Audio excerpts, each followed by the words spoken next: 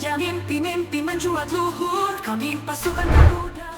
Seiring berjalannya waktu, timnas Indonesia sekarang ini benar-benar jadi salah satu tim dari Asia yang banyak mendapatkan sorotan. Yang mana hal itu tidak terlepas dari performa Garuda khususnya di round 3 ini. Meskipun punya ranking FIFA terendah, namun nyatanya di atas lapangan Indonesia mampu menampilkan hasil yang di luar prediksi. Yap, suka nggak suka, hadirnya pemain-pemain keturunan yang pulang membela tanah leluhur pada akhirnya memang membuat kekuatan tim ini kian bertambah. Termasuk nanti ketika Ole Romeni secara sah akan disumpah 8 Februari mendatang, walaupun sebelum itu Ole diketahui telah memberikan pesan tersirat yang ditunjukkan kepada jajaran pelatih yang baru terkait posisi bermain. Yap, masuknya Ole secara otomatis akan membuat value timnas Indonesia benar-benar jadi salah satu yang tertinggi di Asia. Yang mana sejauh ini market value Indonesia udah mencapai 500-an miliar rupiah.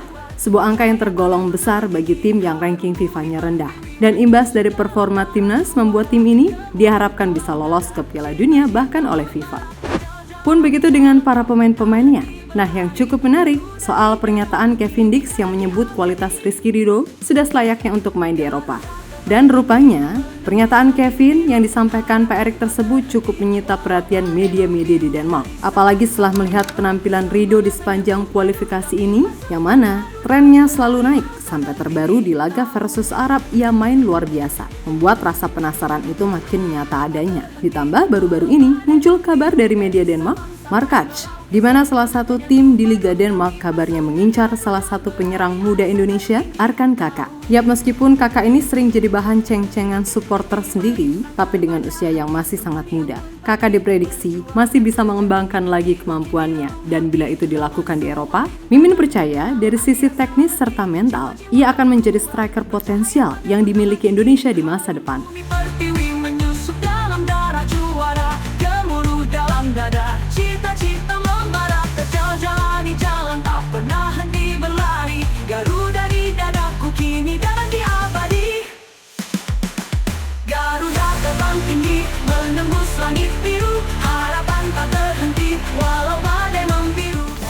Harus diakui, imbas dari bergabungnya para pemain keturunan memang cukup besar efeknya buat timnas Indonesia. Pasalnya tim Garuda kini menjadi kian disorot oleh media-media internasional. Dan semua tahu, beberapa dari pemain Indonesia boleh jadi adalah mereka yang secara reputasi cukup ternama di Eropa.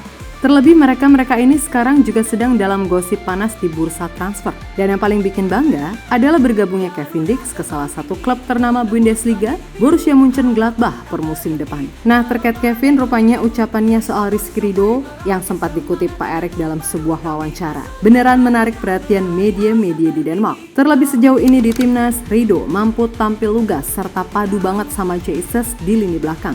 Dan tanpa melebih-lebihkan, semua tahu kok kualitas Ridho seperti apa? Emang sih Ridho ini sebelumnya ada satu kelemahan mendasar dalam hal positioning. Namun pelan-pelan semua itu bisa diperbaiki. Selain itu, kelebihan Ridho yang benar-benar dinilai Kevin atau bahkan pemain-pemain diaspora lainnya adalah soal ketenangan, terutama dalam duel 1 lawan 1. Yap, intinya Rizky Ridho memang udah saatnya untuk abroad. Namun kembali lagi semua harus sesuai prosedur karena bagaimanapun ia masih terikat kontrak dengan Persija.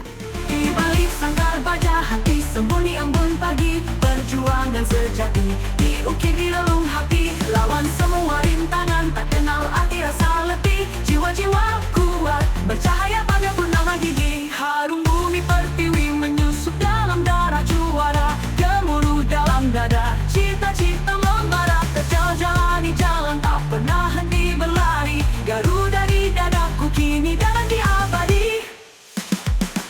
Garuda terbang tinggi menembus langit biru, harapan tak terhenti walau badai membiru. Dari Sabang sampai Merauke semangat menyerbu padu, kami pasukan Garuda meraih asa tertinggi. Tahu.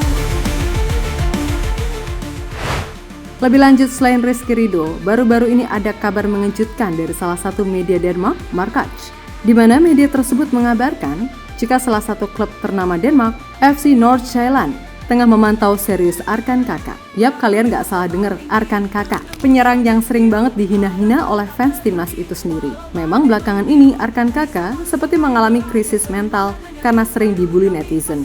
sehingga sedikit banyak mempengaruhi permainannya di atas lapangan. Toh biar gimana pun, dari sisi postur yang mencapai 188 cm, Kakak termasuk striker yang menjanjikan.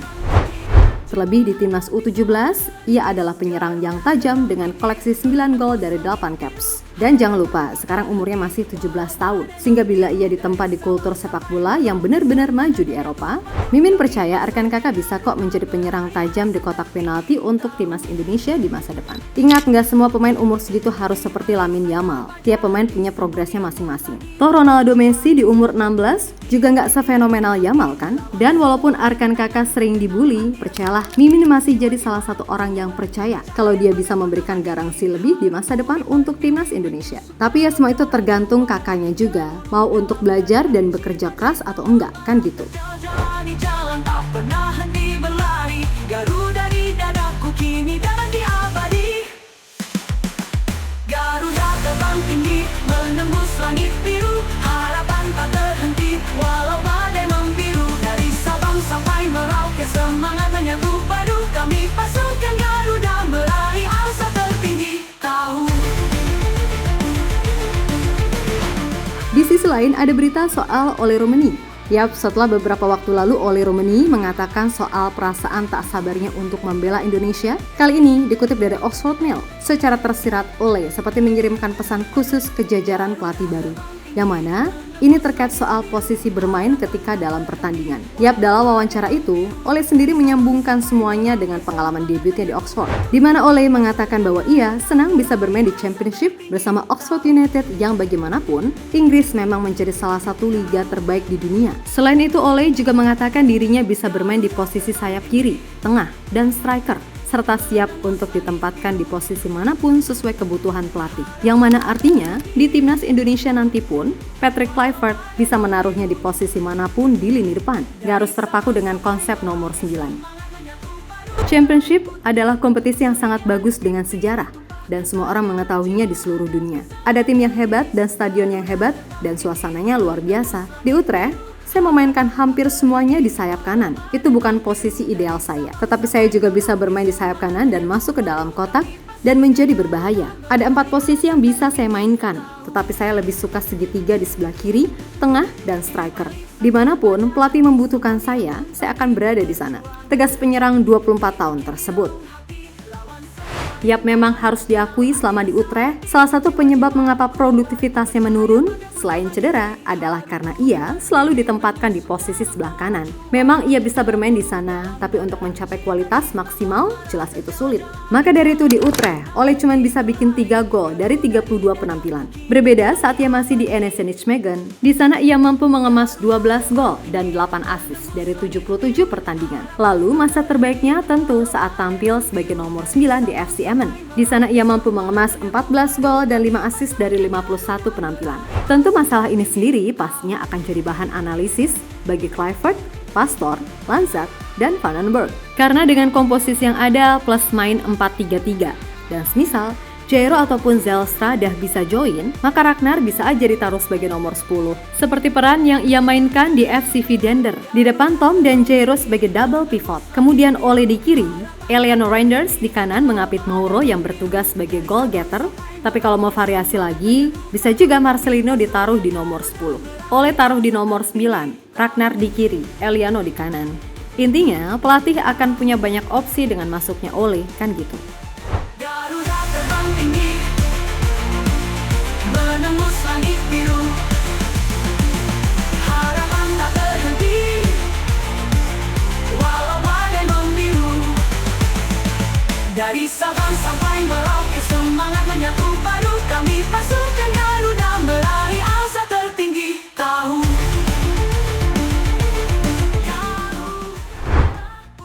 Yap, terlepas dari apapun, yang penting saat ini khususnya bagi pemain adalah gimana caranya bisa perform di klub masing-masing.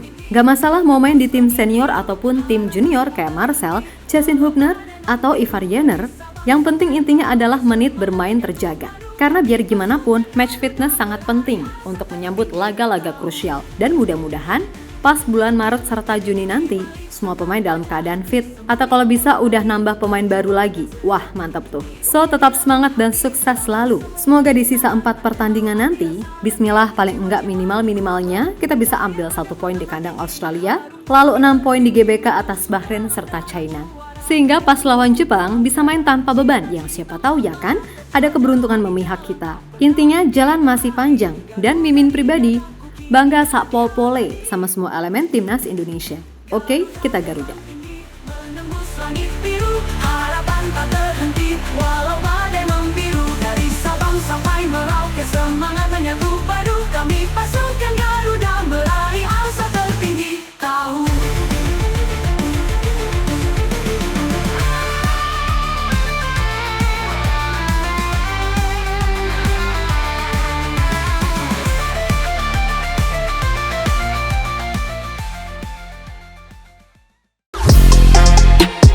Halo, izin iklan sebentar ya guys. Jadikan ruangmu bernuansa timnas. Temukan beragam poster dinding, sepak bola dan timnas dengan desain menawan, kualitas premium dan harga yang tidak akan menguras kantong. Segera klik link Shopee di deskripsi video ini dan dukung timnas dengan sepenuh hati.